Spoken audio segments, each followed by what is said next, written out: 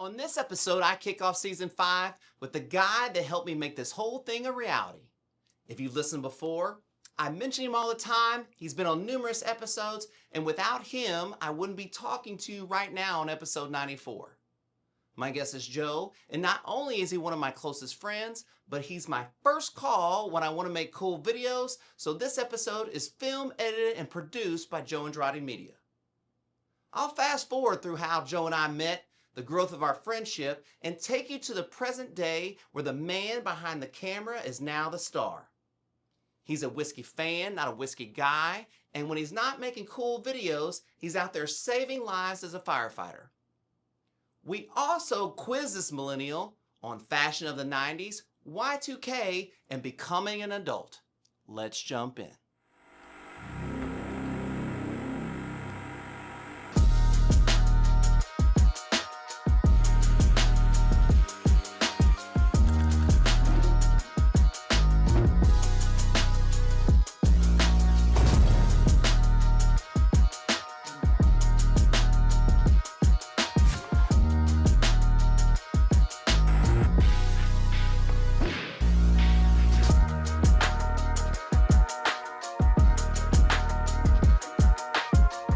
When I say these words, I want you to tell me the first story that comes to your mind.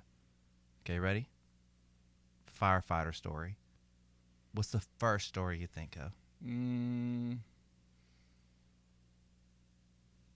that's so hard because, like, you blank out a lot of it. What do you mean? Like, you don't, like, forget it necessarily. Like, we remember a lot of stories, but it's been, like, 10 years.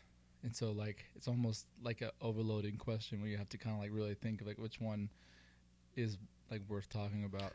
Okay, hang on. Let me ask you this.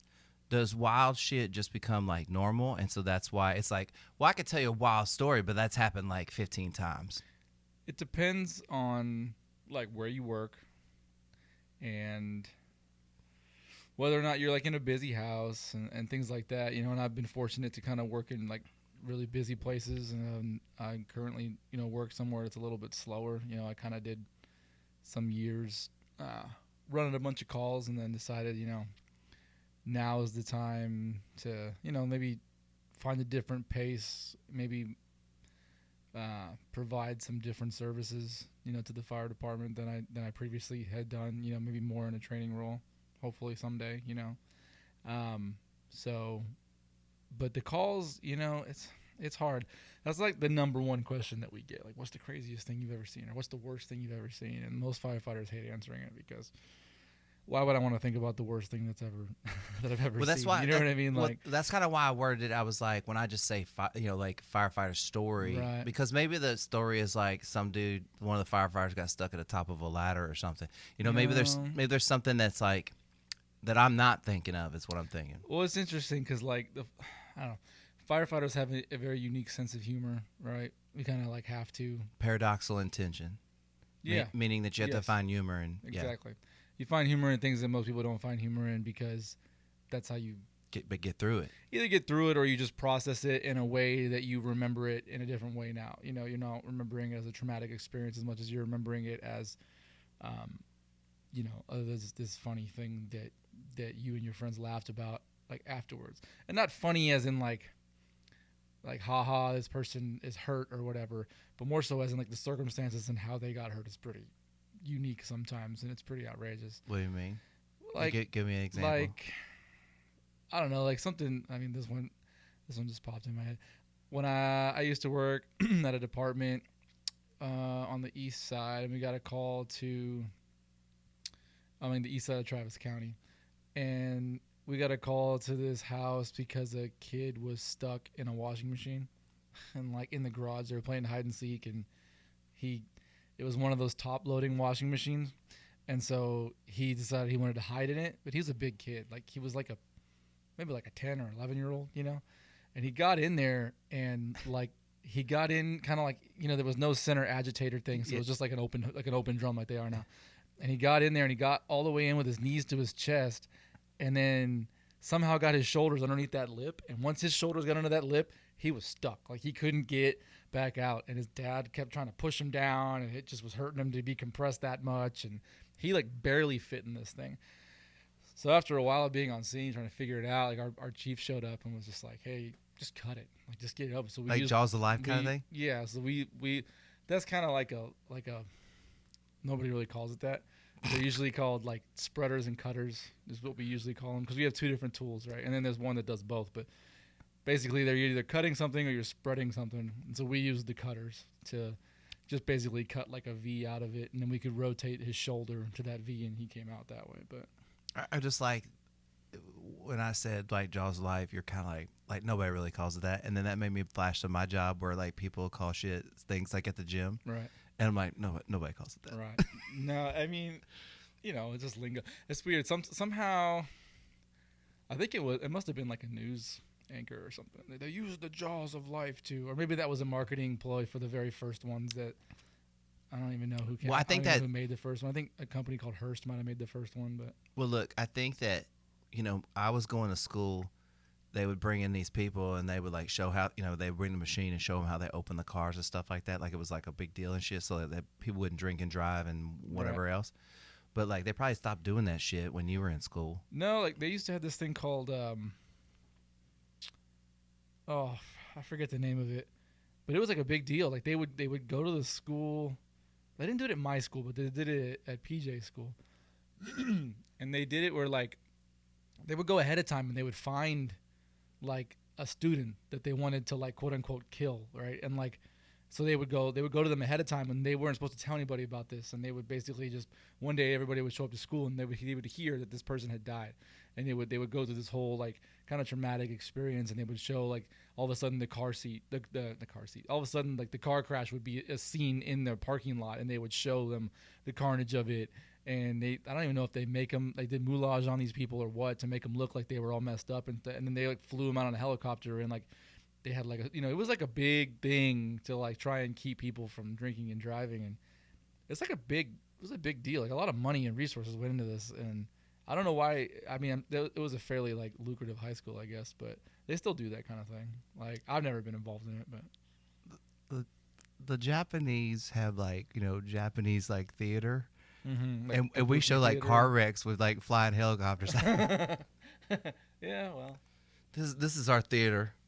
This is our theater. It's the theater of the car crash. Yeah, I don't know. I know that like they don't really do a whole lot with.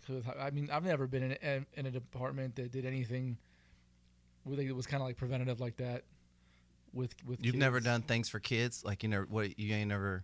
No, like, I've gone to like elementary schools and middle schools, and we dress up in our gear to kind of show them that we're not scary, and let them kind of like come shake our hand and hear the noises and everything, because it's kind of intimidating if you're already scared, and then this big dude in all this gear shows up and tries to like come with me, and you're like, I ain't going with you, So getting them used to that, knowing that if they see us, they come with us, to trust us, that we're there to help them.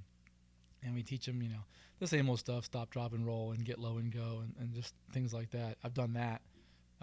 Kids come by the station, like usually Girl Scout or Boy Scout groups will come by the station and don't want to see the truck. How often do people come by the station? It depends. Like I feel like if you're Is there like busier stations where people go by? Like probably like any station that has more traffic going by it, probably on a regular basis would see more people come in, But my station now is sort of kind of off out of the way, so it's like it's not exactly like an easy thing to just drive by and go, let's stop at the station and say hi. Every once in a while people do. During the holidays we get a lot of people coming by and they drop off cookies and stuff, and they want to come see the truck real quick or whatever. And some kids just love fire trucks, so they'll bring their kids by. And like I know you've wanted to bring Lucy by, and yeah, I mean, I don't mind. Girl Scout season is rough. I mean, everybody comes because everybody. What do you mean? Well, because either like, I think we got to the point now where the guys that might have children in Boy Scouts or not Boy Scouts, but Girl Scouts don't bring in cookies anymore because they just know like, I mean, it's an easy way to sell cookies. Everyone's gonna buy some, but it's like we'll have like 30 or 40 boxes of cookies just sitting all over the station, and everybody like steals all the Thin Mints and hides them in the freezers and stuff because like that's the one everybody likes. But I hate Thin Mints. I think they're disgusting. So I got to a point where I was putting all the Girl Scout cookies in the refrigerator or the freezer, just eat them all cold. I don't know. People think they're better. The best ones are those what they call caramel delights. Are those the ones with like the coconut? Yeah, Yeah, they're really. Put those motherfuckers in the fridge. Those are really good. Oh, yeah, those are my favorites. I think. so good. Yeah. But I even started putting those like butter cookies in the fridge. I don't give a shit. Yeah. Yeah, I don't know. It's an interesting job, you know. Like it's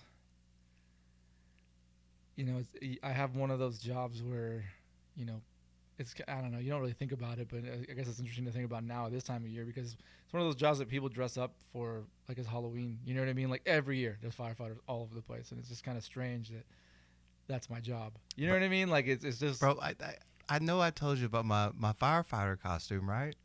yeah. Yeah. But you've never worn it, right? Oh yeah.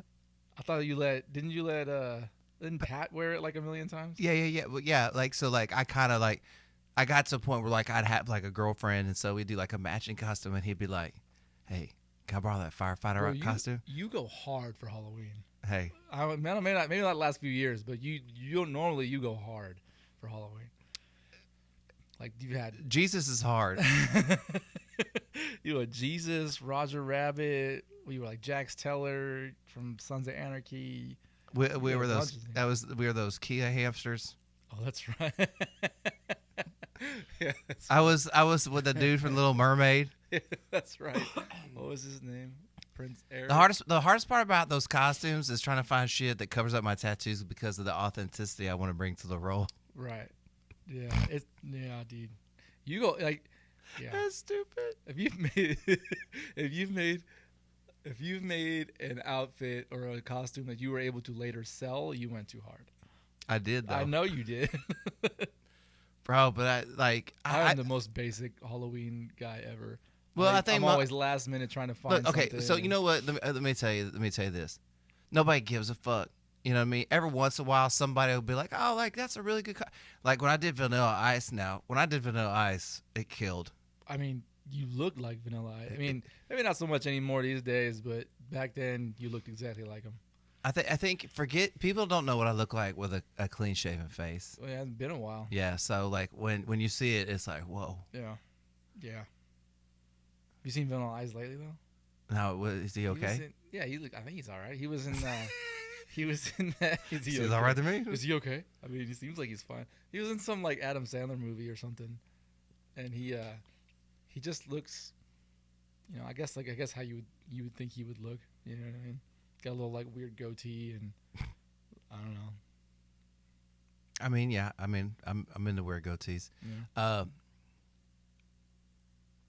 I think I've asked you this before, and like, what's it like to grow up with like a cool mom? Because like your mom worked at a rock station, right? Yes. Yeah, she was a producer of a morning show. Sorry, mom. She was a producer of a morning show in the Bay Area where I grew up in San Francisco called The Alex Bennett Show. And it was on like Live 105, which was like the rock station back in the day. And, you know, it's just kind of like one of those shock kind of rock radio morning shows. One of their rivals was Howard Stern. And because of that, my mom does not like Howard Stern. She can't stand him. Probably just because of rivalries from back then and, you know, just not really her style of humor, I guess, anymore. But, yeah, she was part of one of those shows where, you know, she was one of those producers who was kind of on the radio regularly. And I mean, even she recently passed, and even after she passed away, her friend that she grew up with around the corner had posted that, you know, she had passed away on Facebook, and everybody from out of all over the neighborhood that they grew up with and people from all over the Bay Area were like getting on this post saying, I remember her listening to her on Live 105 and it was so cool hearing someone from the neighborhood get on, you know, the radio and all this stuff. And so it was like, it was cool because that's so before my time. Like I didn't know that person. You know what I mean? Okay. So you never heard your mom on the radio? No, because by the time, so when I came around, she worked there for maybe like another probably 6 months to a year, and then she stopped, and she stopped working, and she took care of me instead. So like, I totally ruined her shit. But I don't know. I'm hoping it was worth it. But I think, yeah, and then we kind of moved out of the Bay Area for a while, but she's always a hustler, and she always had something going on. She would bartend, and she would start little businesses. Like she had this business called a flyer factory, and she, like, back when flyers were things, and she would make like flyers for companies, and like she worked at she did marketing for this you know what Camelot Park is? Yeah. Yeah, she did marketing for that. I was in a commercial for that one time. Oh, She pulled no me way. out of school. You never told me that. I mean, I was a kid. I don't know. Yeah, I Wasn't didn't know my- you were a child actor, though. Yeah, I don't know. I remember it was What was weird. the pay like? Well, it was weird because like she pulled me out of school just to watch it, I think, and then they needed like extra kids to be in it, and so they put me in it. And like the guy who was like the manager of the place wanted his kid to be in it, but his kid just was not about it. He just didn't care. He was like, I don't have any interest in like doing this, and I was all about it. And so I think they ended up using a lot of me and not the kid, and then it kind of pissed the manager off. I remember that. And I remember, I don't know, it was pretty cool when she worked there because I used to play video games for free. I go in the office and get like all these tokens and go play video games all day for free and stuff. That was interesting. I don't know. I guess to answer your original question, it was awesome. Like my mom was one of those moms that you didn't get embarrassed by, really. You know what I mean? She was just always my friend's favorite mom, and it was just like, it was just kind of, it was just easy. You know what I mean? She was a very like nurturing, but like very like kind of pretty hands off at the same time. She kind of let me make decisions and mistakes and do what needed to get done to kind of like just become my own person. And when it came to anything, when it came to drinking or doing drugs or whatever I was going to experiment with in high school, she was just like, I mean, you're going to do what you're going to do. I'm not going to be able to stop you. So just be safe about it. And if you need me, call me, and you ain't going to scare me. Like, there ain't nothing that you're going to do that I've never done, is basically what she said. Now, that scared the shit out of me. So I didn't really do a lot of drugs in high school because of that. I was like, I don't even know what that means, but I don't want to get involved, Plus, she gave me so much freedom, I didn't want to lose it. You know what I mean? So I was just kind of like, no, I'm good. Like, I don't need to, push it too hard. I did what I did in high school, like every high schooler did. We'd go to parties and drink and stuff, but like I didn't really ever drive, and we were always pretty smart about it. We would find some house whose parents didn't care, go drink there. But she was very, I don't know, she was awesome. She was the best. You said that she gave you the freedom and you didn't want to lose it. Yeah. Do you think that's just you, or do you think that is something that a good parenting tool that she used, that she did give you a lot of freedom so that you did feel responsible for what you were doing, kind of, you know what I mean? Instead of feeling like she's responsible because she's dictating your time. I don't know. It didn't seem like an intentional decision, like something she thought out. I think it was just who she was, and it was her just style of giving me advice, and letting me kind of do my thing, and not being too like, she would definitely tell me her opinion on things. Like we had, especially later in life, with career decisions and things like that, and even we talked all the time, like, and it was always comforting because she was always on my side, but she wasn't afraid to be like, you're wrong at the same time. You know what I mean? Like she goes, I'm supporting you, but just know you're wrong in this situation, kind of thing. And that was helpful, you know what I mean? Because it kind of, even though it's not something you want to hear at the time, and maybe you don't even agree with her at the time, like after some dust settles and you finally calm down about whatever you're upset about, usually you go, okay, she was right. You know what I mean? And, some outside perspective from somebody who can be impartial, but still like love you at the same time is very, I think, unique. You know what I mean? And because it's really hard to do that. You know what I mean? Sometimes people side with someone just because, and she was never afraid to tell me, nah, you're in the wrong. You know what I mean? And I don't think it was a strategy on her part as much as it was just kind of who she was, and it was just me and who I am, just not wanting to disappoint her. And my dad was the same way. Like they were very, like very much copacetic on like how they both parent. They decided to parent kind of in one way. And they were both very much on the same line. My dad he was a little more like, you better not be doing that stuff. You know what I mean? But not really. You know what I mean? Like it wasn't, I don't think he concerned himself with me and my brother doing that kind of thing because we didn't really get in trouble. Like we were pretty, I don't know, my mom always said we were easy. We weren't we didn't have problems. We were both getting great grades, and we didn't like cut school every day, and we all had extracurricular stuff we were doing, and it was, it was just kind of like, I just didn't get in trouble, and so she was like, well, whatever. he's getting like A's and B's in school. He's not getting in trouble. Like he can do whatever he wants, whatever, as long as he just keeps doing that. You know what I mean? Like I had curfew and shit, but I'd break it every once in a while, and she'd be like, all right, well, it's earlier the next time or something, but nothing super strict. Did you have friends that got in a lot of trouble when you were in school? Or did all the kids you hang around with pretty responsible? I had one friend who was like my best friend from like 6th grade kind of through high school. And he had some times where he would get in trouble. Like he would fall asleep at his girlfriend's house and her mom would wake him up and they'd just lose their minds, and then he would have to deal with all that shit, but he also got great grades and was in track star and stuff. You know what I mean? It was just kind of. So you really didn't hang out with anybody? Not really, man. I've always had a pretty good group of friends that were just, we weren't angels or anything, but we didn't do anything illegal or I guess not super illegal. What I was thinking about is, but you had to know people that did that kind of stuff. So, what do you know what inside of you just made you want to be good? Does that make sense? I don't know. I mean, I think a lot of it was not wanting to disappoint my parents, and wanting to be able to keep doing the things that I like to do. You know what I mean? I was in band. I played drums, and that was like kind of for all that and a little bit of baseball. But for a long time, all I really cared about was just going and playing drums more and more. And I was so busy doing that, like because we had to practice so much and we had just like a really heavy schedule, that I'm just like, I don't really have time to get in trouble, and we would do things there was some people in the band that were a little, questionable as far as like, whether they were doing the right thing or not, but it wasn't crazy. How crazy, it's not like there's no gang members or anything. No. It's just kind of. Well, okay. No, but let me ask you this. Like, did you, this is what I'm really, did you not want to disappoint them because you felt so loved?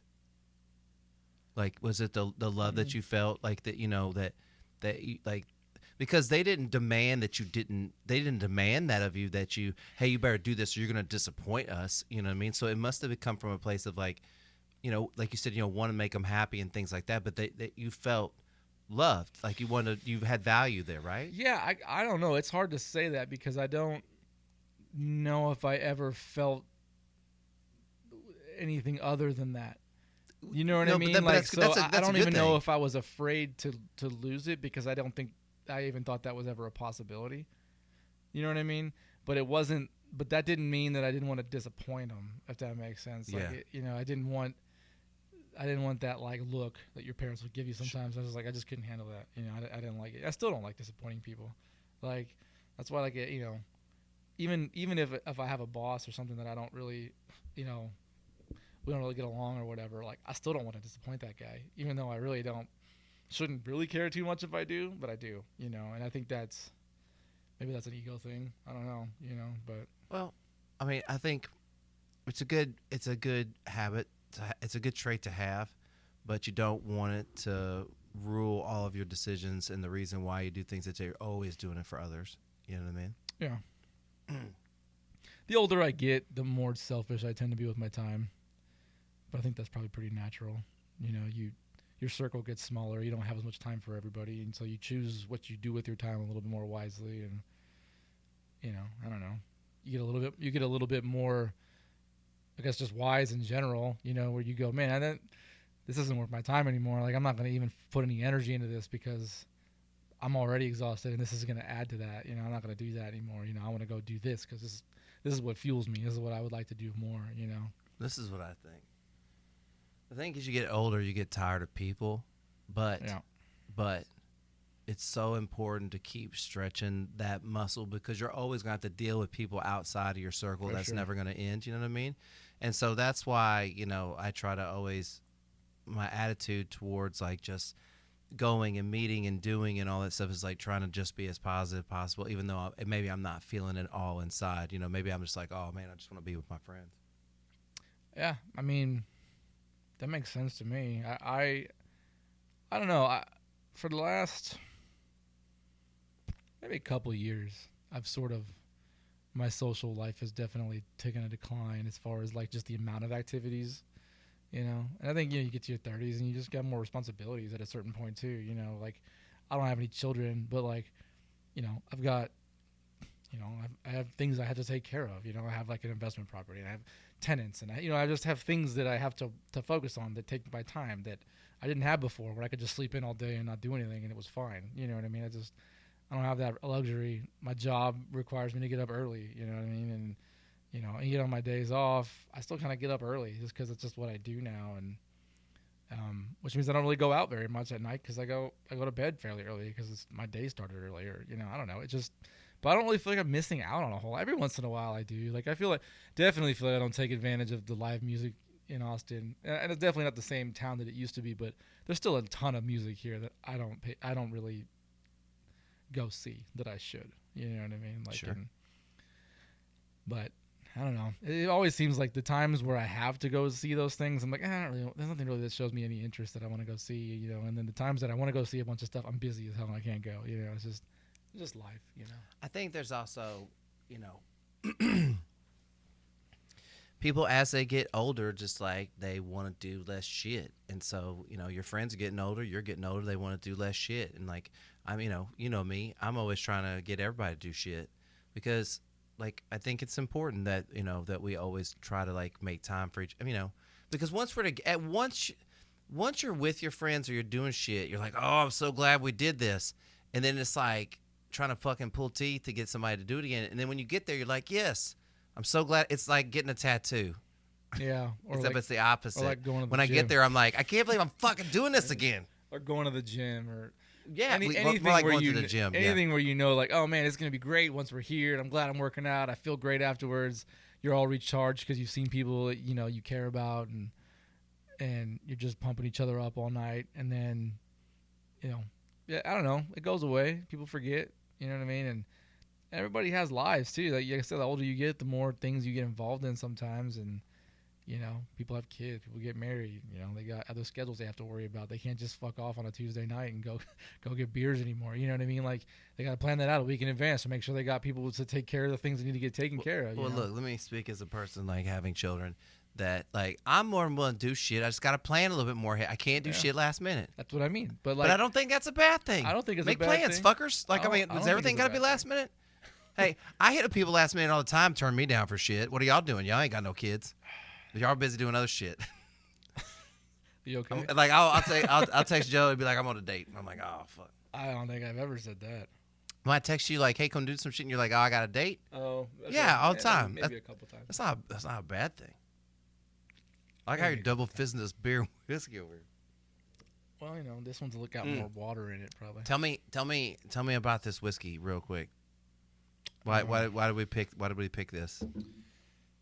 So, because it has a cork. Let me try and remember. This is made at a distillery in Kentucky called Willett Distillery, and this is one of their kind of like batch makes that they put together. Willett Distillery, that was correct. And it's called Noah's Mill. They have this one called Noah's Mill, and they have another one called Rowan's Creek. And I went to the distillery when I was in Kentucky. That one? Yeah. Wait, is it called Noah's Mill? No, it's Willett Distillery. It's a different brand. Yeah, you said that. My bad. Yeah, Noah's Mill. I don't quote me on this. I'm pretty sure that Noah's Mill might be on the property that Willett owns now. It might have been was a like mill the distillery's on the property. This mill was like Noah's Mill was on that property. Okay. And I think Rowan's Creek might run through it as well. Don't quote me on that. I don't know 100%, but a lot of times that's how things get named. You know what I mean? Just based on the local area and stuff. That's how I name shit. Yeah, I mean it is. It's just I don't know. It's good. It's a decent whiskey. It's nothing amazing, but it's a good one. What's the most expensive whiskey you've ever drank? Let's go with you. Like you bought, but then at somewhere because at somewhere is gonna be really overpriced. So I don't very much. The most expensive whiskey, I couldn't tell you. I mean, I've had a lot of really expensive ones. I don't know which one was exactly the most expensive one. Like But- we're and talking about like a usually- glass of whiskey, like or a shot. You'll usually get an ounce because it's too expensive to get anything more. You'll Okay, get like $250. yeah, like For an ounce? hundreds for an ounce. Yeah, something like that. Oh, it's Yeah. the same price as weed. Yeah. It's $250 So- for an ounce. And like usually you'll get like maybe you'll get like 'cause me and PJ would usually anything inexpensive I've ever had has been with him because he knows way more about this than I do. So Shout out to PJ. yeah, my man PJ. Fancy whiskey guys. Yeah, Whiskey bros. He's definitely the whiskey, the whiskey guy. I'm a fan. He's like a connoisseur. He knows like the stories and everything. And anyways, every time we go out anywhere, if he sees something super expensive that we haven't had, we're usually gonna buy it. It really doesn't matter how much it is, just because we want to try everything. You know what I mean? And we'll get like an ounce and even split an ounce. You know what I mean? And just to taste it, just to say we've tasted it. But you know. That's crazy. Yeah, I mean it's a thing. I definitely am not into it as much as I used to. I haven't like really drank whiskey heavily in I don't know a couple of years probably. You know, I haven't bought a bottle in well over a year. I still have like 100 or something because I don't drink it very often anymore. But back when I was collecting and I would go buy bottles at liquor stores around here and stuff. And you get to the point where you're just like anything else when you collect, you just go, there's always going to be another one. Like you can buy this one, but there's going to be another one. What are you talking about? There's always going to be another pair of shoes. There's always going to be another bottle of whiskey. And you can buy the newest version or the newest release of this specific whiskey, but there'll be another one, and there'll be another one. And guess what? It does disappear at some point, and at some point it's gone. And then what? You know, like there's a bottle that I'll never be able to get again, and I brought it to PJ's wedding, and we just killed it there. We're like, we're going to do it. You know what I mean? And it's a great bottle, but it's one of those things where that's what I like about whiskey now. You know, it's not chasing the bottles, it's the let's have this experience. And I will always remember that we had that bottle at his wedding, you know what I mean, like, and he will too. So it's kind of, you know, it's kind of it's about the stories now that you create, you know what I mean. Well, it's kind of like this whole thing of like, you know, I don't know if I've talked, I'm sure I have, that like, you know, I wasn't really wearing my shoes, right? And then PJ Tucker, famous sneakerhead, was like, you know, like, wear your kicks. When I was a kid, I couldn't even afford shoes. And, like, you know, you have the blessing of you should wear your shoes. And so then I just changed my whole perspective of that the experience of wearing the shoes is a real experience, not just the collecting of it and just having it sit. You know what I mean? And so There are now, plenty of people now, who we're wearing, buy- now we're wearing dunks. I mean, there are plenty of people who just collect bottles and they don't ever open them, and I don't understand what they're going to do with them. I mean, some of them are investments, I guess, but probably not. You know what I mean? And I would rather there's the same Not kind anymore. Not there's- anymore. Well, maybe it depends, right? Like if they have some really old but the thing is, like whiskey does kind of Go go bad. bad eventually. You know what I mean? And it doesn't Shoes get. It's crum- not like shoes wine crumble. where it gets better and then it doesn't get better, right? Like there's not that aging process. Like whatever you put in the bottle is kind of the best it's gonna be. You know what I mean? And then it's gonna just progressively get worse as it evaporates. You know, because that's what ends up happening. The water will evaporate through the cork at some point, Mm-hmm. and then it just becomes not what they originally intended it to be. But I don't know. There's definitely that same mindset in the whiskey world, and probably with any kind of collection. It's like, do you use it or do you hold it? You know what I mean? And every one of my friends, whenever we buy anything, we drink it, we share it. Anybody can come over and have any whiskey they want off my shelf. There's nothing that I hold back because I only have a little bit left or whatever. What's your address? I'm just kidding. You can come over. I told you can come take bottles if you want, man. No. I got so many, it's ridiculous. No, I was just gonna give it. You just have people at a line, just getting shots of whiskey. out I've of your told house. so many people that, and everyone goes, "Oh, I'm gonna come by," and they never do. No, it's just I mean, I'm always over at your house, but I'm just never in the mood. I'm not a whiskey drinker either. I'm not really. I'm gonna try this shit Not though. really a drinker really in general. Nope, you know? not really. Got like a beer here and there, and that's about it. There it is. There you go. Yeah, I don't really drink a whole lot either anymore. You know. Yeah, I was Definitely- surprised. I was surprised you definitely actually asked for whiskey. I was like, wow, that I didn't think you were gonna ask Well, for. it's a unique occasion. No, Usually I'm 100. Usually I'm like these days I've been a lot of tequila guy. Tequila and I do like mezcal more and more. I didn't really enjoy it at first, but it's definitely kind of growing on me a little bit more. But, you know, because they'll do like mezcal old fashions and stuff, and it's pretty good. So, in this cup is probably like a little leftover coffee. So I don't know how this whiskey's gonna taste. Well, we'll find out. God, it smells good. They put whiskey in coffee. They put coffee in whiskey. It's called a weekend coffee.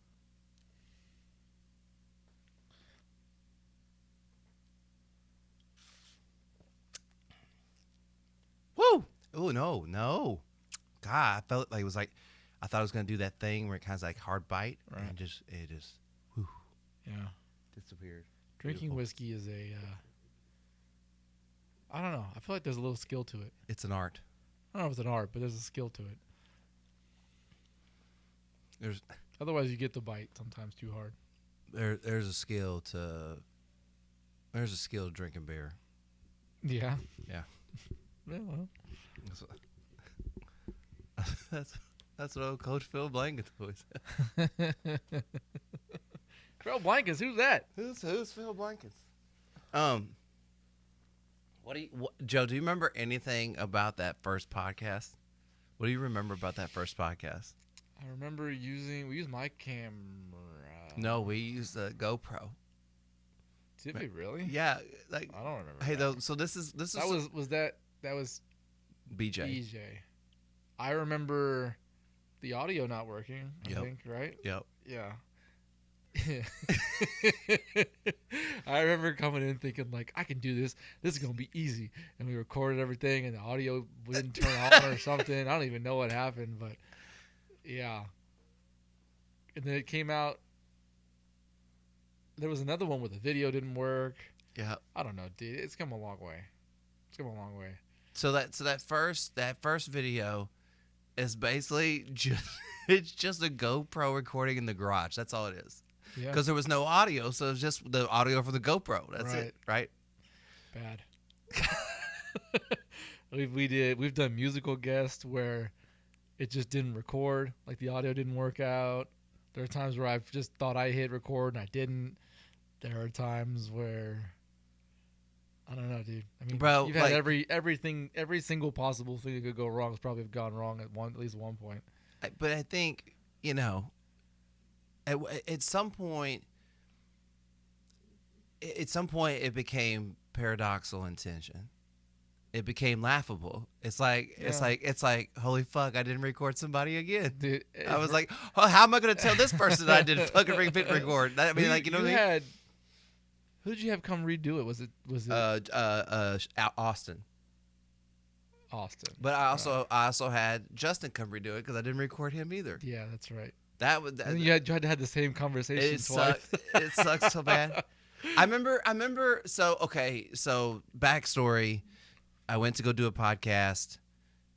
I spilled a glass of wine, and so I stopped the camera because I didn't want to keep rolling while we're just cleaning up a glass of wine. And then I forgot to start it again. And so then when I realized it, the guest was still here, and I was like, okay, well, let's just do it again. And what it felt like, it felt like we were trying to remember our lines. You know what I mean? From the acting we did before, right. From the podcast to do it, was like, well, what did I say there?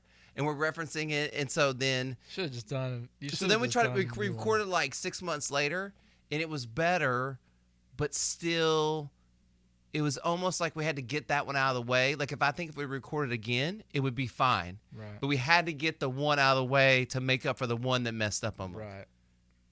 I don't think you can recreate it. You just have to have a whole new one. You just talk about. But it was so hard, like not talk about different shit. Yeah, but it was so hard. When it was really fresh, it was really hard.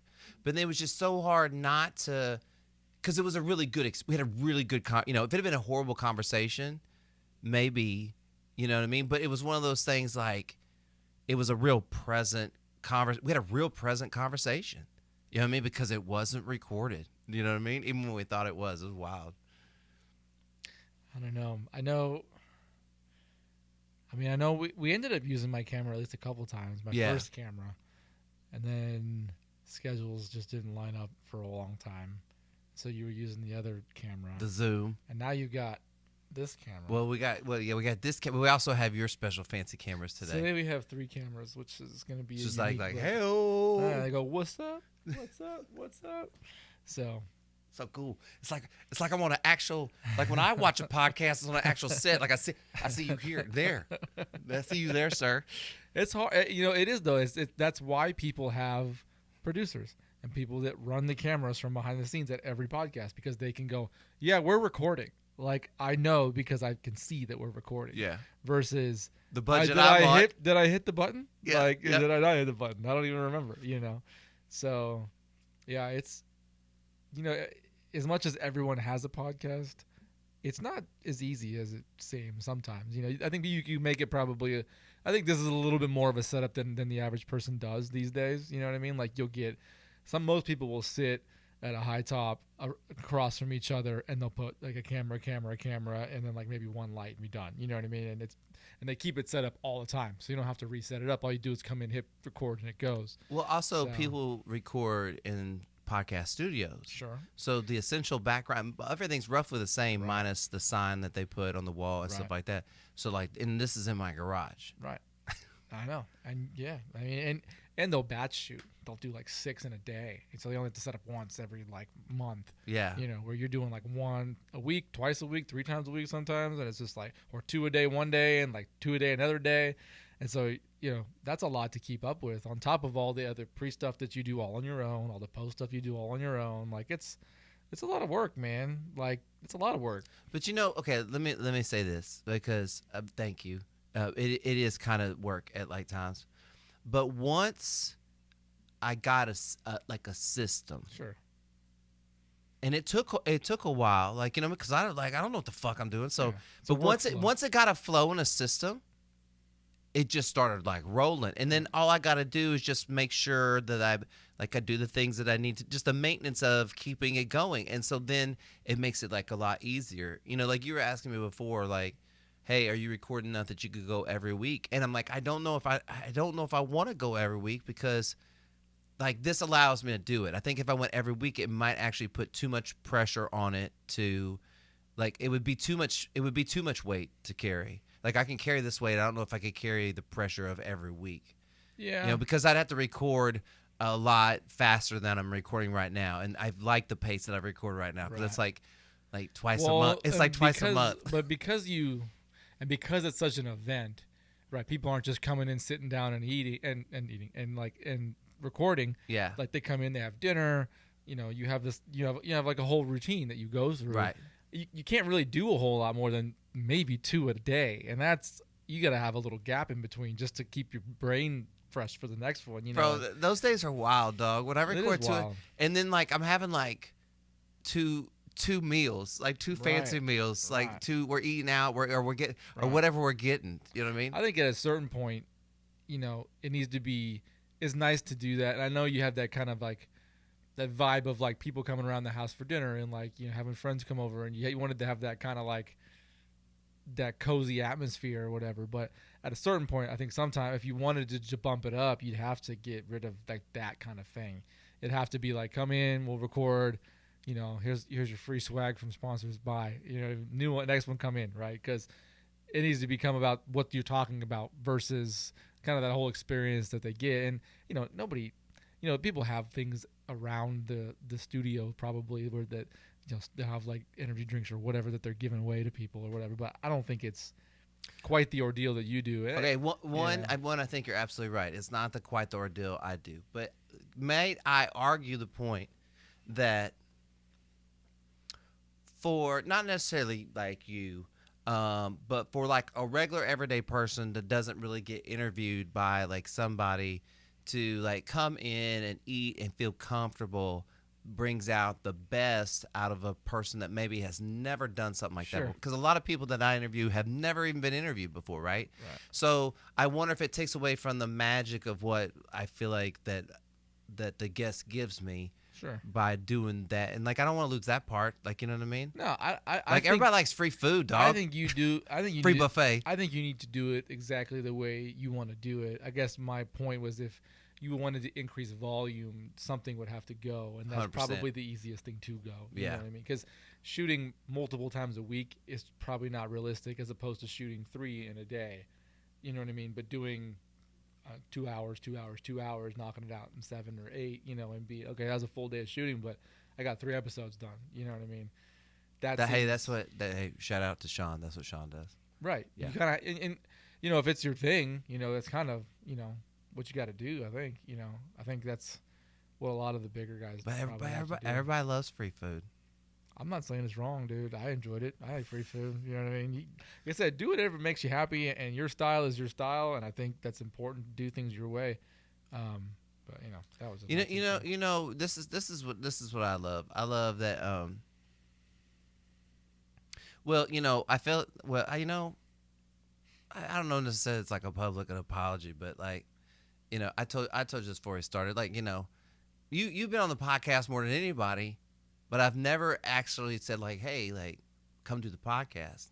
And so when I was like, hey, what's your rider? Like, and my man was like, well, I'm gonna bring it, and I was like, thank you. Like, I appreciate that. You know what I mean? Because like, I wanted you to have like that full experience, and I said, Right. so I think that.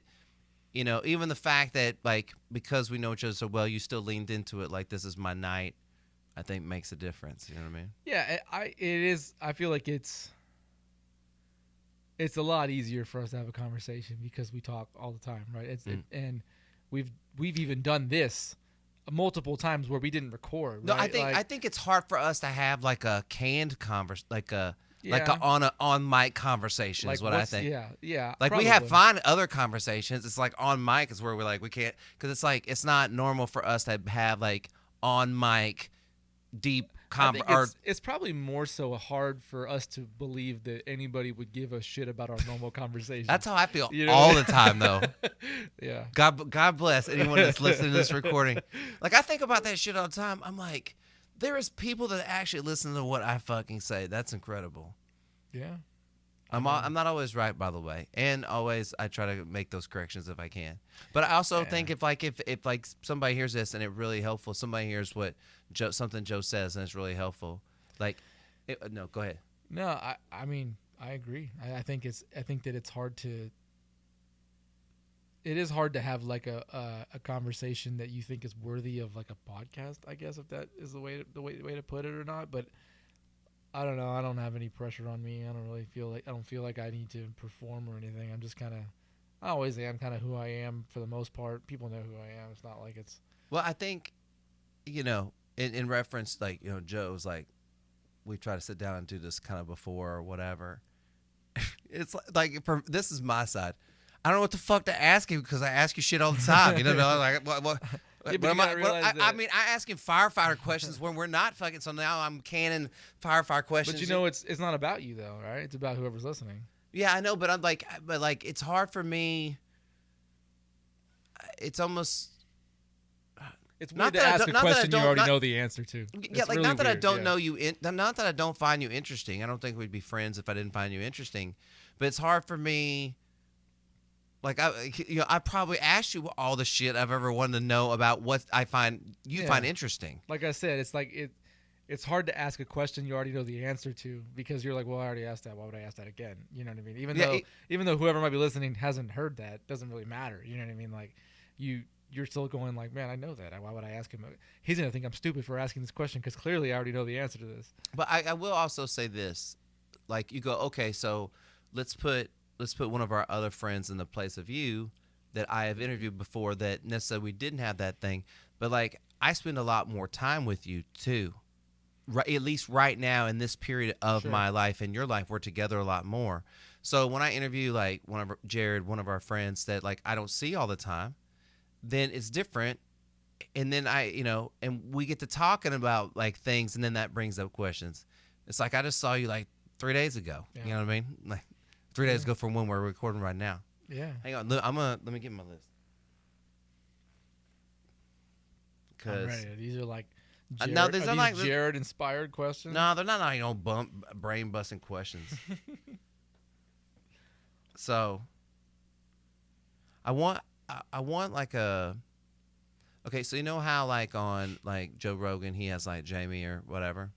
Sure. Okay, so. I want like that, but it's just ChatGPT. But like, I want to give ChatGPT like a name, like it's like. I see. Gina. GPT. Gina. What about Gina? No, don't say that. So I asked Gina, Chat Gina. I go, ask me. I said, give me 10 questions. To ask somebody that was born in 1989. Oh, okay. All right. What is your earliest memory of using the internet or technology growing up?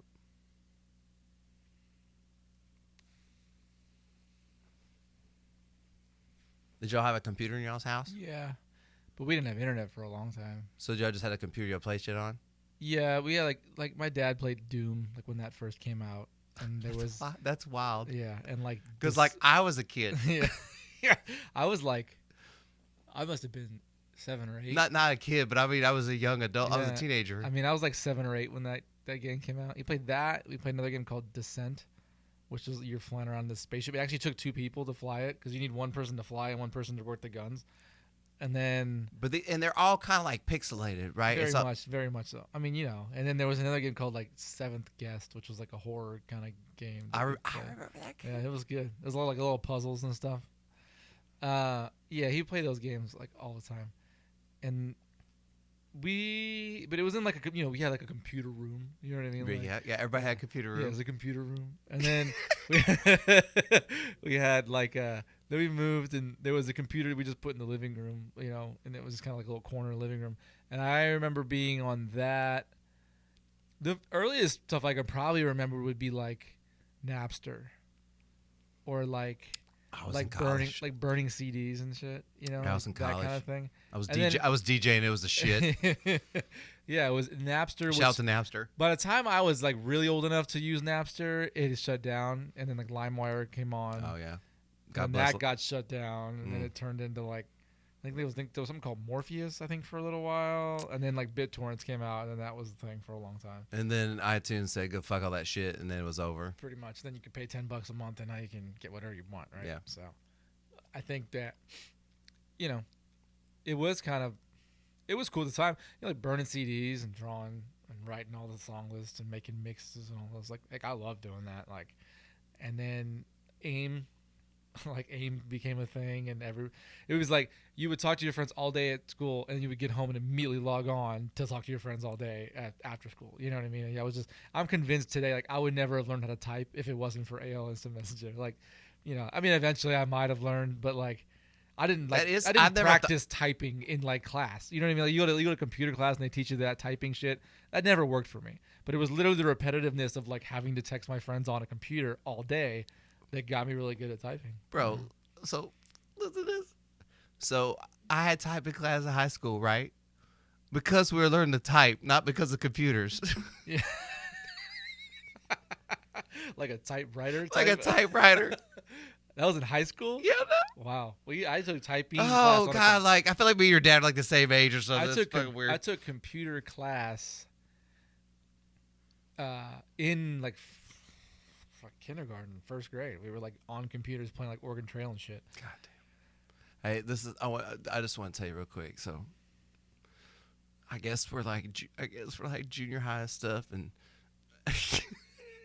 one of my friends, they have a computer, right? Like computers at this point, like not everybody has a computer. His friend, those friends pretty well off, But we had a computer, and it was kind of a big deal for a while. Yeah. It's like a big deal or whatever. Right? I don't even know if I had a computer at this point, right?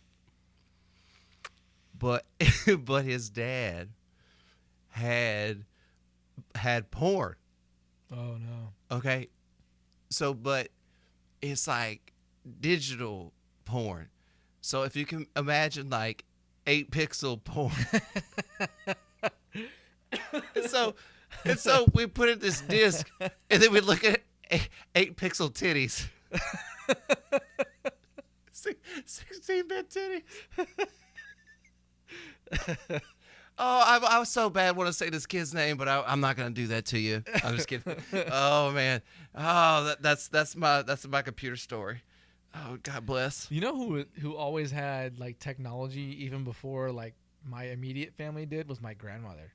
Like for some reason she was just like tech savvy. She had an iPhone before everybody in our family. Like she had an iPad. She had like a TiVo before everybody when that came out. Like she had she bought an HD DVD player when they had the HD DVD Blu-ray battle and then Blu-ray won. And so like that was useless because they didn't make HD DVDs anymore. And then like, but she always was like ahead of the curve when it came to that. Like she downloaded Napster before everybody was like downloading songs and shit. Like, She's like, your grandma's like, hey, you heard this new E40 song?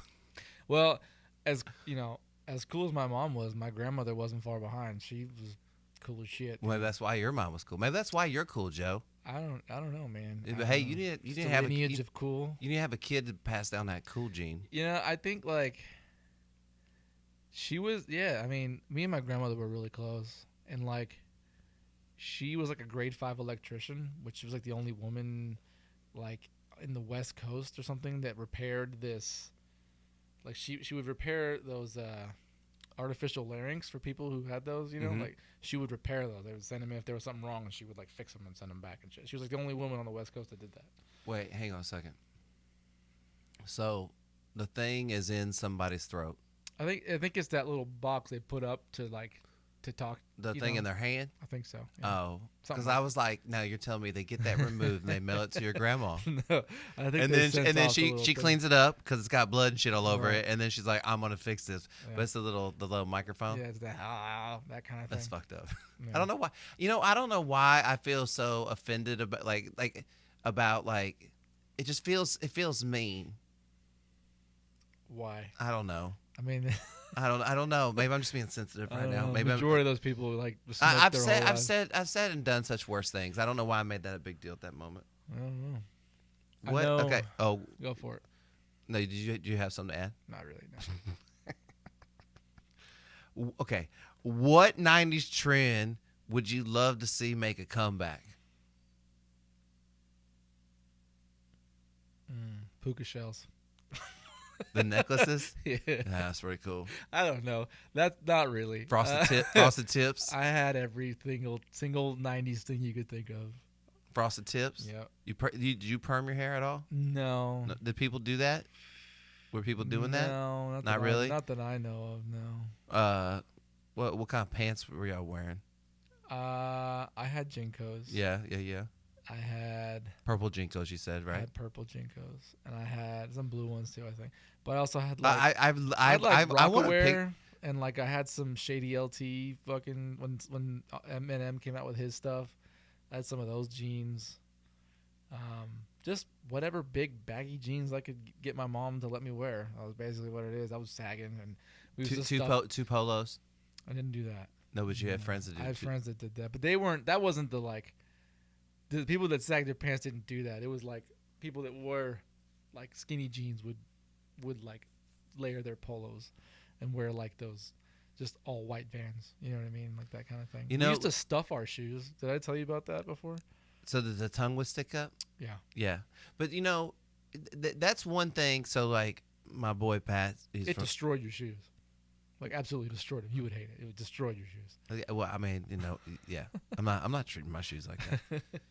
You know, my boy Pat, he's from Maryland, and they wore Vans. But like in Texas, at least where like I was from, like Vans was never as big a deal as it was like it felt everywhere else. Well, we had the Pack right in the Bay Area. Yeah, so that made probably a big difference.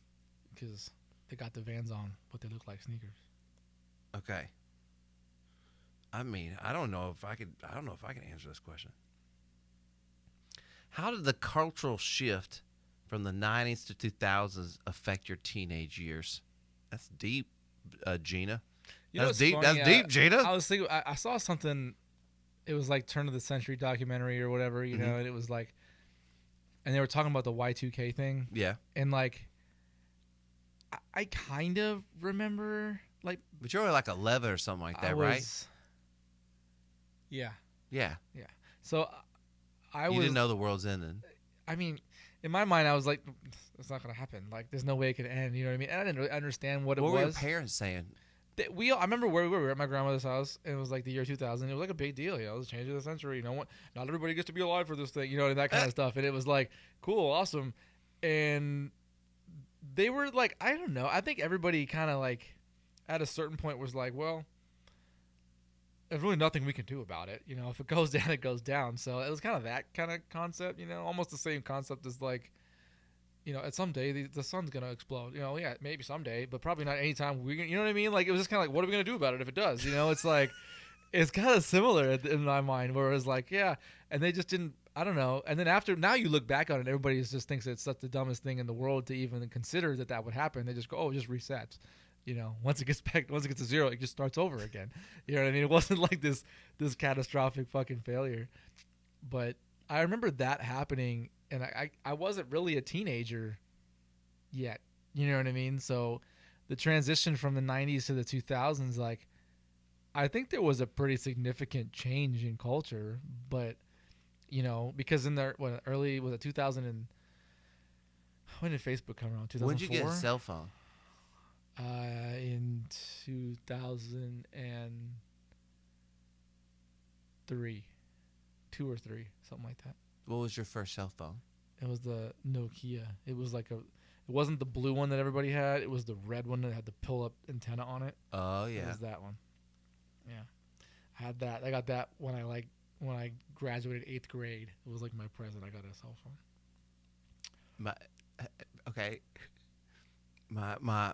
My grandfather, God rest his soul, he has passed away. All right.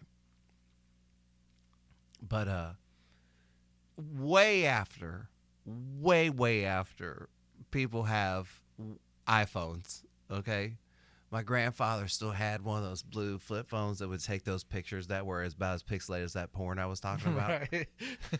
And he would take pictures of us and show us, and I would be like, well, damn. Too bad we can't do anything with that, Grandpa. I mean, so that's on your phone forever for you, I guess. I mean, see, I had a bunch of phones, but What I had we used to Razor, put up with. I had a Razor at one point. Those were big. And then like at one point in high school, everybody had Razors, but then like everyone also had Sidekicks, and you could get like an unlimited texting plan for like $15 a month or something like that. And so they'd have 2 phones. They had like a phone, and then they would just have this like Sidekick that they wore around their neck, and then you would just flip it and you could text all your friends. You could basically do AIM, with your friends all day instead of like having to wait till you got home. Did you ever have anybody have a pager? Did you ever go through a pager phase? I never had a pager. No, my dad did. My dad had one for work, I think. That pager phase. But I don't remember ever using it. I don't remember even ever paging him. My mom had a pager at one point too. Man, but my mom had one of those early cell phones too. Look, I remember. Like, is this right? I'm pretty sure. I got a pager. Okay, everybody had a pager. Nobody did anything with them. We just didn't have phones, and so they page you, tell you to call them next time you get to a phone, blah blah whatever. But it was the first contract I signed without like my parents' permission. And I felt so nervous about it. I was like, I don't know what I'm doing, but I want a pager. That's an interesting question. I wonder what the first one I did was. Probably a cell phone, right? No, because my parents always paid for those. Like up until like a credit card or something? No, it must have been because the car I bought cash with some inheritance money and some other money that I'd saved, but like I want to say it might have been my motorcycle, but I was like 19. That was the first time I had like a payment that I had to make all the time. I had a phone bill at that point. Like I paid my own phone bill at that point. But you did. That was the one where I was like, I'm deciding to buy this, and I'm going to take this. That's under right. my name, and actually my dad had to co-sign, but it didn't really matter. Like I still made it, But yeah, at 19 they weren't giving motorcycles to people without co-signers. I think that pager was like $15 a month. Yeah, that was a lot of money back then. Shit, a lot of money now. People get mad when that's the price of like fucking Netflix. This is actually I like this question a lot. What's a movie or a TV show from your childhood that still holds up today? Any of the Ninja Turtle movies. Any one of them. There's a guy. Even the one with the Vanilla Ice, that one still holds up. Dude, that's my favorite one. Go the second Ninja. one, that's my favorite one. I think like. Yeah, I mean, kidding aside, yes, I'm a huge Ninja Turtle dude, but like at the same time, like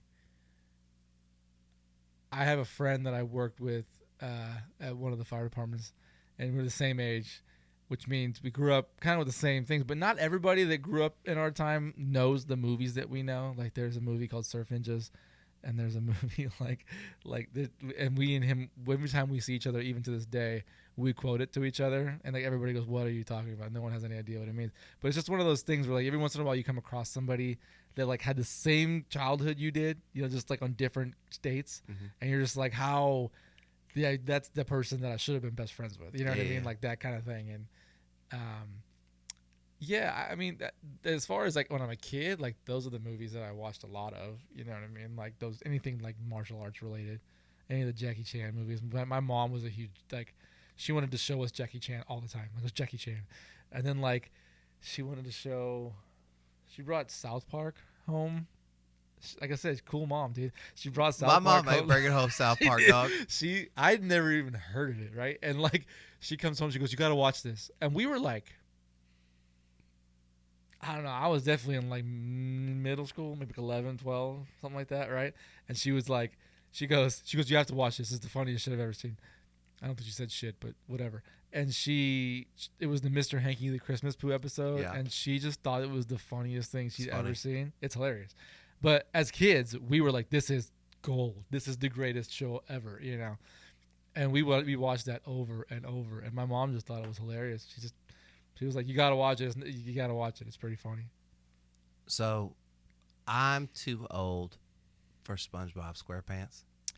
It wasn't my. It was definitely a thing when I was a kid, but it wasn't like my favorite. Okay, but it wasn't in my wheelhouse, right? Yeah. So, as an adult, and we have all these streaming services, and I'm looking for things that might be interesting for me to watch and my daughter to watch. Right. I've watched a lot of these old, like, kind of 90s, 2000s cartoons and stuff like that. Right. And Lucy and I were watching SpongeBob SquarePants recently, and and Erin comes in and she goes, "I don't like that." And I was like, "Okay, hey, well, you watch something else. It's cool, blah blah, whatever." And then next thing I turn around, I come in and they're watching Bob's Burgers. That's a show. And I'm kind of like, well, I mean, can SpongeBob be worse than Bob's Burgers? And Erin's like, "It's fine." I'm like, "Okay, it's fine, huh?" What she meant was she didn't like it. Like, it Yeah, wasn't that it was bad. yeah. It wasn't that it was bad for Lucy. No, she just didn't wanna watch it. totally. She was like, "I just don't want to watch it." Yeah. All right.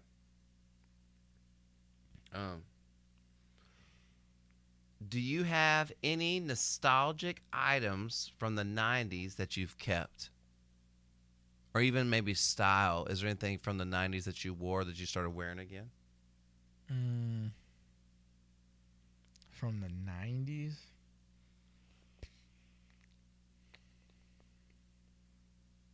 Not really, huh? No, not really, man. I mean, I have Gina. Come on, Gina. I have Come on, Gina.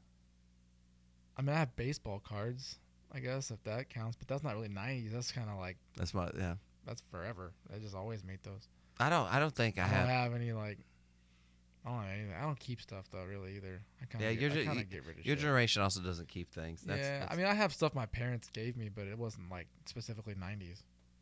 Now, very interesting that Gina came up. We'll have to skip this question, but she did say, "How did the Y2K scare impact your family?" So we've already discussed that. Okay. Now this is interesting because I really don't know this. Okay. It's asking, what was your first music album or cassette tape? I know exactly what it is. But hang on. But was it a cassette tape or was it a CD? I can do both. No. But the first piece of music that you got was yours. Was it on cassette or CD? Cassette. It was on cassette? Yeah. Okay, that's interesting because I guess you're kind of close to my brother's age. He had some of my cassettes, but I thought maybe yours would have been like maybe a CD, possibly. No, there was a song. I mean, I didn't buy it. My mom, okay, so my mom bought it for me. What was your first cassette? It was I can't remember the name of the artist, but it's that "I Love You Always Forever." Whoever sings that song. Yeah, that song. So when I was a kid, like 9 or whatever, 8 or 9, but don't, Joe. I loved that song, and it's still a good song. But I would sing that song over and over. Every time it would come on the radio, I'd tell Mom, turn it up. And so eventually she bought me the cassette with it on, and she was like, "Here you go," and she gave it to me. And so like that, I remember that because she was a huge music person, yeah, so having worked on the radio. She probably got it for free. Maybe. Yeah, but hey, you still got it. Yeah, And then the first CD, I received CDs as gifts. You know what I From mean? the state radio station? Either that or from my parents. I don't know. Okay. And then, but like Savage Garden was one of them. I remember that. And then I wanna live. yeah, but more about the Chicka Cherry Cola song, whatever that one was. Do you remember that song? I think I could probably still rap that one out. And then Please I do. think, Please do. no. And then I think and then I don't believe you first then, Joe. I don't believe you. well, I'll do it later. The first album that I ever bought with my own money, I know exactly what it is because they played here on Saturday. It was Sum 41, and it was A Killer No Filler was the name of the album, and I bought it in Times Square at the Virgin store in 2001. I remember because it was like August of 2001, which Okay. is like right before 9/11. Look, I just want to point this out, okay? Now, when we get music, we just go to Spotify and go Play whatever we want. What? We don't have experience of going to Times Square and getting this album, blah blah blah, whatever, and like you having like that memory, and that kind of sucks. Oh, it's a great. You know what I mean? Because like there's a lot of things like in our, especially my childhood and yours, in which we had to go and do stuff like that, and like those made those really cool memories. You know? Kids will never know the danger of driving down the street in your car and having to flip your visor down, find what CD you wanted, and then push the button and eject it, and then put the new CD in, and then find the song that you wanted to listen to on that album. Look, don't talk to me about some petty shit like that, because my shit was like this. Because my car did not have a CD player in it. Yeah, I had to hook mine in. But like I had to take a CD player and hook it in with the audio jack. yeah, but like my shit was like had to be like because my shit was like had the adapter with the tape adapter Right. for the CD player, and I had to put it like down here. So I was like trying to get down here and like do this. It wasn't close. You know what I mean? At least I had an automatic that helped. But Oh, but then I got that 6-disc CD changer, dog. Changed my life. yeah, I mean, I don't know. I remember. It was like Savage Garden. Remember the decks you would put in your car and then you would like take it out when Yeah. you left because you didn't want someone to steal it. Like I remember that. But like, I mean, like stealing, that like was a thing for a while. it's weird. It's weird that like stealing radios was a thing for a while, and I guess stealing radios is not a thing anymore, huh? I don't know. Someone buggered my truck a while back, and they tried to take mine out, but I think they build them to where they're not able to really remove them easily anymore. Like mine is like in there, because they had yanked on it, and you could tell because it kind of got a little loose, but they weren't able to just rip it out like you probably can other ones now. Can I say something real quick? And like, I don't know. God bless. I don't know if this makes my girlfriend a genius or just she just leaves our car unlocked, and like she doesn't leave anything in there. Probably smart. You know what I mean? Because then like maybe they don't break your windows, and then if there's nothing in there, they just leave. So a lot of people walk neighborhoods and just pull on handles to see what happens. Oh yeah, I mean, but what I'm trying to say is like it's almost genius just to leave it unlocked and leave nothing in there. And it's just like, well, if you're just pulling handles, then it's not going to matter. You know, if you actually want to steal the car, that's a whole nother. But most people ain't trying to steal cars. I think it's too hard. You know, you gotta steal it. What You know how to hotwire a car? No. As a firefighter, they don't. Oh, why would I need to do that? I don't know. I can break into cars. I do that all the time. But wait, Joe, are you out on yourself? What? No, it's as a actually- you mean as a it's firefighter like- you break into yeah, the car? it's Oh, like- okay. it's I thought like you were talking about one, like in your spare time. No, it's like one of my favorite things to do at work. Breaking. I love doing it. Yeah. Makes me feel like I've been gone in 60 seconds. Pop it out. Do you say lines from the movie? I should, right? Yeah, you definitely Yeah. should. Do you teach that? I mean, I can teach someone how to do it. Yeah. No, but do you teach that in class? Do you teach how to open a car? No, that's not really part of the academy. That's Why something not? you kind of learn on the job when you get there. Seems like it'd be necessary to me. Yeah, I mean, you learn how to cut them open, but as far as like opening them without But not with the force, jaws of life. No. No. Okay, I think this is a really good question. Thanks, Gina. I was You're like, welcome. yeah. You know what? I should have done the whole interview as Mickey Mouse. All right, Joe, I'm going to step in while Scott takes a shit. How is your perspective on I'm just kidding. How has your perspective on adulthood changed since the 90s? So I would guess what they're saying is like, you know, like what you kind of thought adults were, and then like how you are maybe as an adult now. It's hard because like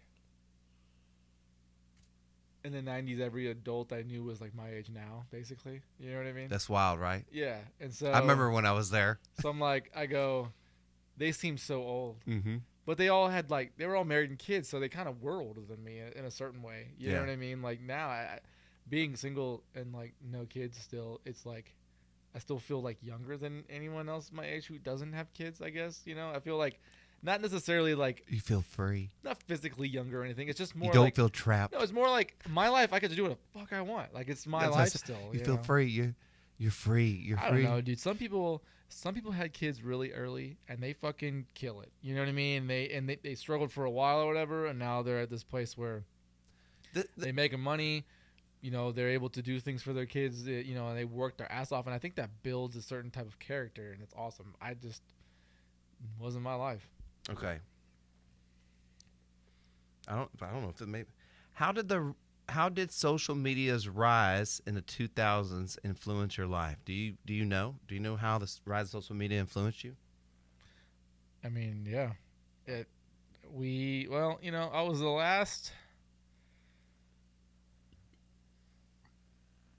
the last kind of like few years.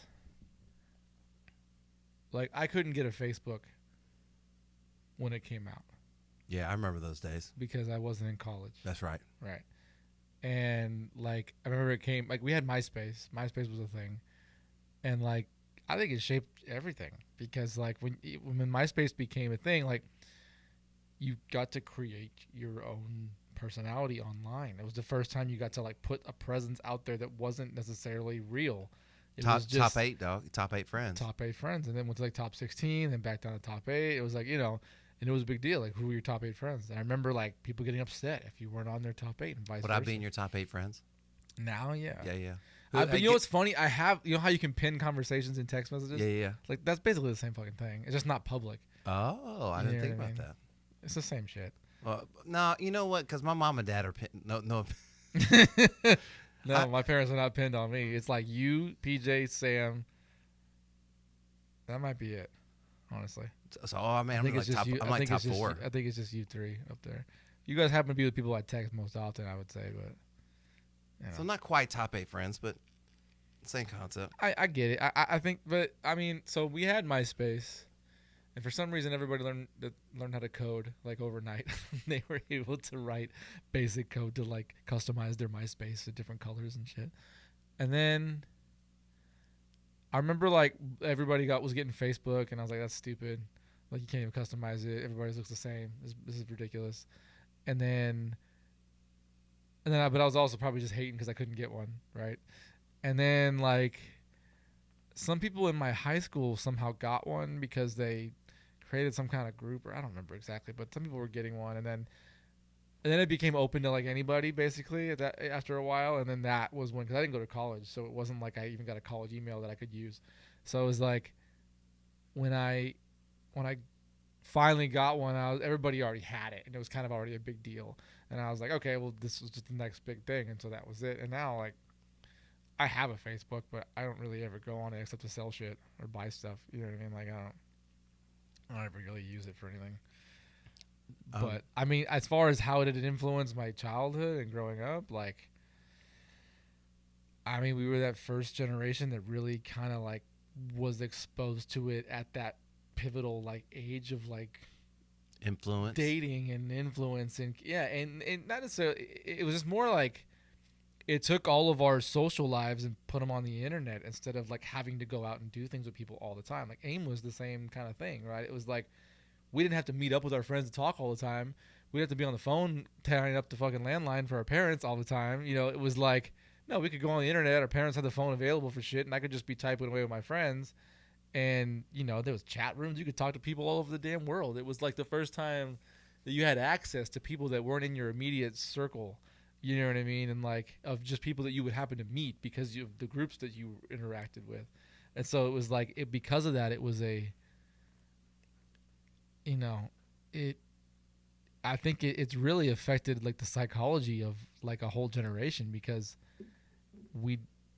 you're not. I've read a few books about this and listened to some podcasts and stuff, and we're just not meant to interact with that those large groups of people, and like to have the input or lack of input from that amount of people. You know what I mean? And that dopamine response you get from social media, like, that whole documentary that came out, I think it was called like Social Dilemma or whatever. And like, it's real. Like, you get this dopamine rush every time you click on your phone. There's notifications. You go, oh, someone says something to me.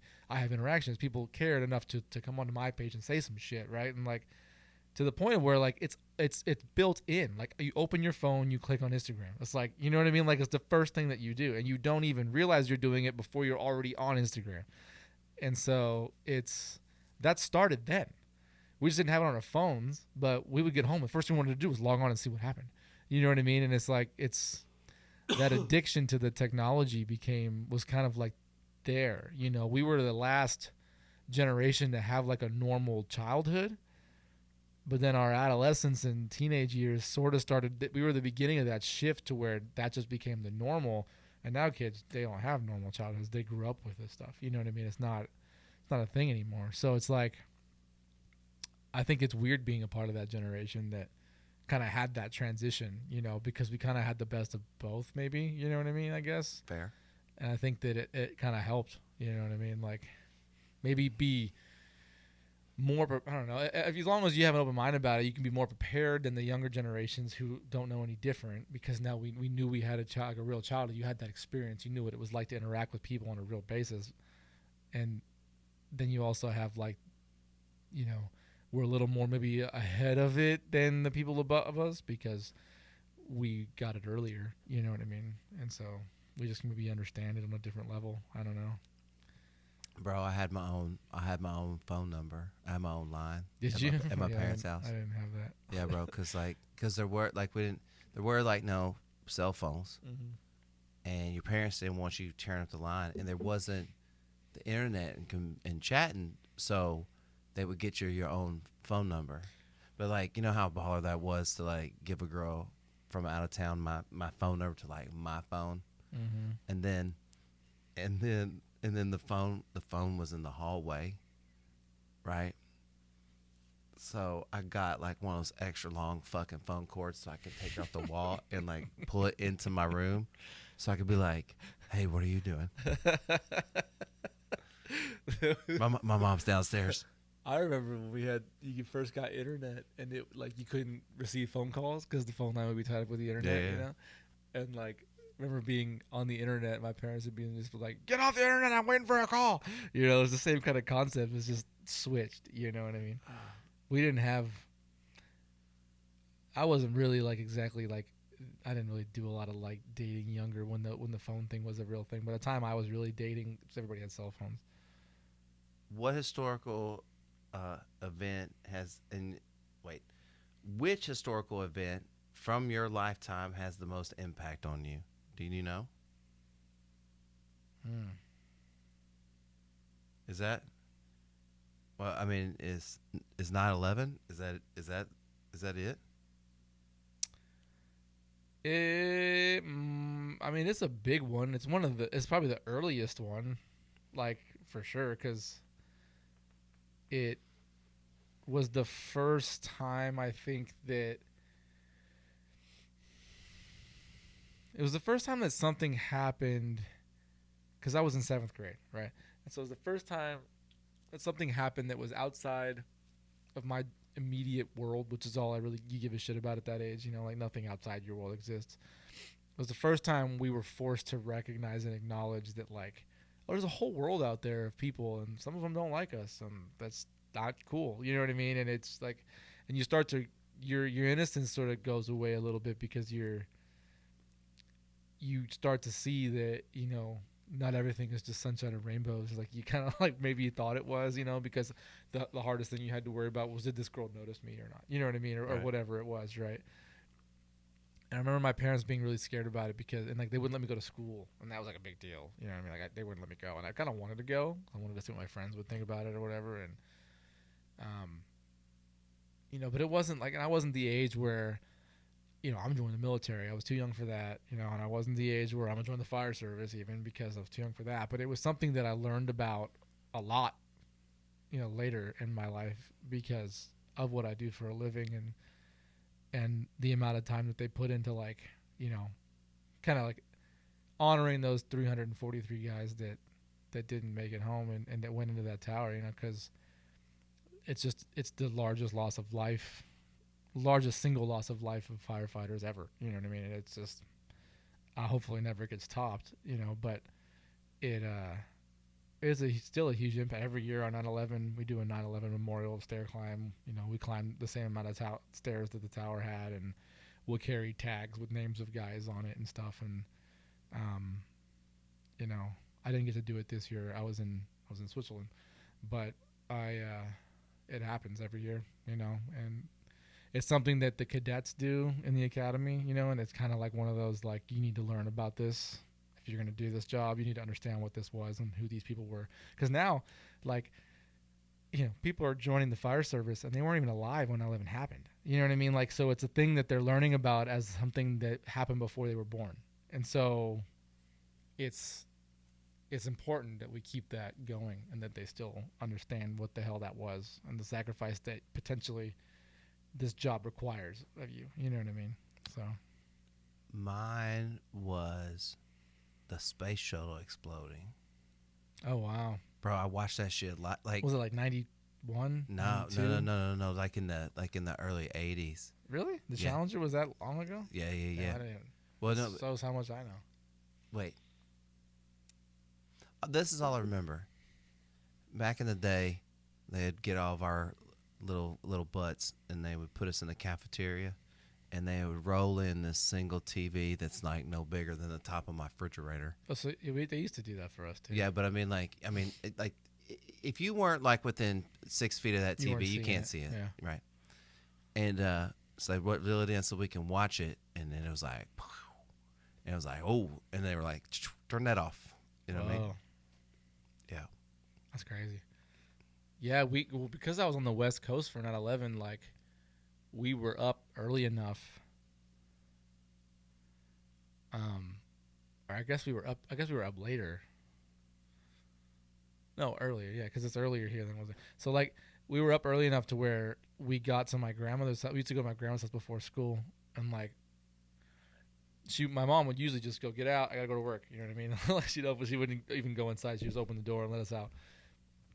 And my grandmother came running out and going, if you not watch the news? You need to come inside and look at this, And so we went inside, and then I want to say 20 minutes later, the second plane hit, live, and we're just like, whoa. It was an interesting thing to see, It was and people sitting under, at that point they realized it was probably some kind of an attack, and it wasn't like an accident like they thought the first one was for a long time, But it was, that's wild. That's funny you say that about the TV though. We had, anytime they had a substitute teacher, they'd reel a TV, and you're like, fuck yeah, free day. Yeah, but it was way in the cafeteria is way different though. You know what I mean? Yeah, I mean, it's a lot of people. Look, when they would roll the TV into the classroom, they would turn the lights down, and that's when I would pass notes. Did you fold them up like footballs and shit? No. I'd be like, up there. Yeah. Come on, dog. Come on. Don't be a hater. Don't be a hater. Dude, there was one. And then are you try to throw it at him you know what I mean? There wasn't no texting. There was one girl in band who we would pass notes for maybe a year, back and forth. She was a couple years older than me, and she wouldn't date me because she was a couple years older than me. She was the only old note passing, huh? Yeah, she didn't care. Cougar in training. Yeah, whatever. Oh man. Okay, so. This final segment is brought to you by HeyJustBe.com. I believe that achieving balance in the mental, physical, and metaphysical aspects of your purpose through learning, serving, and creating can transform your life into one you truly enjoy living. Want to learn more? Visit www.heyjustbe.com. I was thinking about, how to do, because if you haven't seen this before, how do I wrap my podcast up? As I ask people, what do you do to just be the best version of yourself so you can be good for everybody else? But Joe, given his job, we have talked about this personally, just like how much stress it causes, and just how erratic your sleep is, and all that kind of stuff. So, I think what I would like to speak to is like maybe some of the things that you have tried that have been really helpful, given that you have this super stressful job, and that you think are really helping make your body and yourself recover quicker and better. Excuse me. If you don't mind. Yeah. So I used to run pretty hot all the time, and What do you mean by that? like as far as like just I would just go nonstop. I would work a lot of overtime, and I would and even recently, like in the last last month, I've been working a lot. 100%. But when I was younger in this career, you have this energy and you have this drive, and you just want to run all the calls, and you want to get as many fires as you can, and all these different things, and then you hit a certain point where you either kind of have a little bit of a burnout, or you kind of just get, man, okay, like I've run the calls, I've done all the things, like, that you don't enjoy doing it anymore, but it's like I'm not as excited as I once was to do those things. I think it's every job, by the way. Yeah, and like this job is no different than in any other in that aspect. Is that like it's a job? At a certain point, it becomes a job, and it's exciting at first, but there's a lot of downtime, and there's a lot of times where you're not doing anything, and especially when you go to a department that's a little bit less busy, you finally kind of like turn that fight or flight off more than you would have, right? And then that you're used to, because when you're working every third day, you don't really turn it off on your days off very much. You kind of always are up and down. And then on top of no sleep and just going for years, you get to a certain point where I think your body, I did a lot of research and studying and talking to people about, things. And basically, it found that your parasympathetic nervous system responsible for you bringing you down, calming you down, rest and digest, all that stuff. Well, my parasympathetic tone was just weak. It just wasn't firing like it was supposed to. And because of that, like my sympathetic was just going, and it just was going unchecked for like, and then I would be fine. And then all of a sudden it would just fire because my body's used to going up and down. And all of a sudden it wasn't going up anymore. And it was like, whoa, dude, we're used to being up here. And so that triggers anxiety, and then anxiety attacks and problems like that. And mental health has become such a more talked about subject in the fire service as people become less, macho about things and become like to the point where, like, man, people are hurting, and like, there are a lot of people who commit suicide and people who die and all these things because they hold things in and they don't talk about what they need to, and they don't release, they don't get the help that they need, and things like that. And so I've been to therapists, and I've been to acupuncturists, and I've been to chiropractors, and I've been to functional medicine doctors, and holistic health people, and I did everything I could to not have to take anxiety medication. You know what I mean? And that was my goal. It was like, I'm going to figure this out. I'm going to find a way to level out. And I did. I'm definitely a lot better than I was. I don't have these panic attacks anymore, really, and every once in a while I'll do have an anxious feeling. Like even today coming home, I was like, I could tell I've been going hard for too long. I need to kind of like mellow out a little bit. And it's interesting. I think that what has really, this topic of resiliency has come up a lot in the fire service in the last, 5 years, 10 years, something like that. And so we do some training on it, and they teach you basically how to, build in routines, build in habits that are healthy and that can help kind of like ground you a little bit and help you wind down from a busy shift or reset your mind and your nervous system and stuff. And usually it's like some kind of a task that you enjoy doing. Like, I'll shoot archery in my backyard. I have a bow and I'll just shoot, because it's really hard to be good at it if you're not 100% focusing on this one thing. And it's very repetitive, and it's difficult, but it's simple at the same time. It's like a simple task. You're shooting into that thing, but you have to do all these complicated, weird things that you have to think about in order to do that, right? So I do that. I will try to stay active. I work out regularly. I eat well. Diet's huge, because if your gut's not happy, everything gets off balance, and it can throw all your chemicals off. And all your nervous system is just chemical imbalances, you know what I mean? And then your nervous system is basically trying to balance that shit back out again, right? So, you know, on top of your hormones and everything as well, you know, but everything's all tied together, you know, it's all one system. So there's that. Try to eat as well as you can. Honestly, you know, we're obviously enjoying ourselves tonight, but I try not to drink that much anymore, you know. Ice baths, you know, there is some of that kind of like, it's kind of like the new hot thing to do, but honestly, it's not the new hot thing to do, really. It's been around for freaking ever. Vikings have been doing it. Everybody in Scandinavia has saunas and ice baths and everything. You know, they've been doing it forever because it does work. It's amazing how much all it of helps, Europe dude. is like kind of like that. Yeah. Yeah, and it's amazing how much it helps. You know, like I have an ice bath in my garage now, and I do it as often as I can, and it's definitely helped because you put yourself in that fight or flight response when you get in, and then you calm yourself back down. The goal is to breathe yourself back down to a normal calm level. Well, what are you doing? You're training your parasympathetic nervous system to work. You're helping build that tone back up again. Flexing You're that literally working out, calming down. You know what I mean? Like it's kind of counterintuitive, but that's what it is. And the more you do it, the easier it is for you. The easier you can do it outside of the ice bath. You know what I mean? And so, that has helped a lot. Like way more than probably anything else, honestly. So, Right. Well,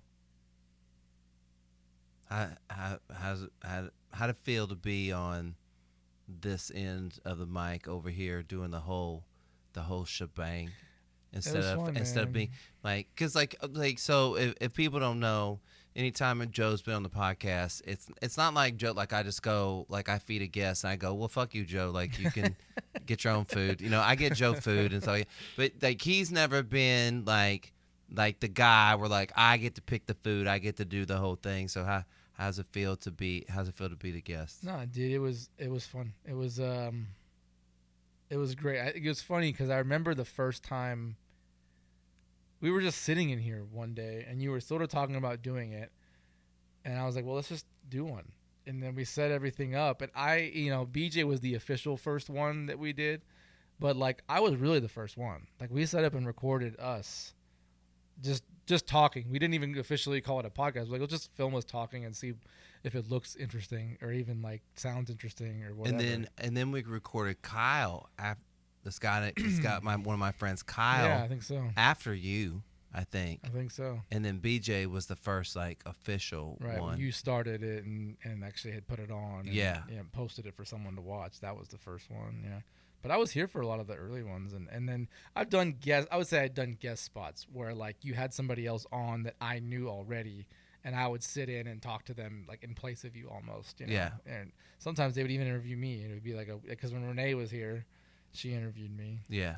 And but those are fun. Like I enjoy those. Like because obviously we're all friends and great. You know, we're great friends and stuff. But it was fun to come on and just have it be me and you and see how it goes. Yeah, I'd love to come back. So I mean, well, you know, I'm always here anyway. Well, yeah. I mean, like, you know, it's like, I don't know how else. You should know you're always welcome to be here. I always like the vibe of you being here, but you know.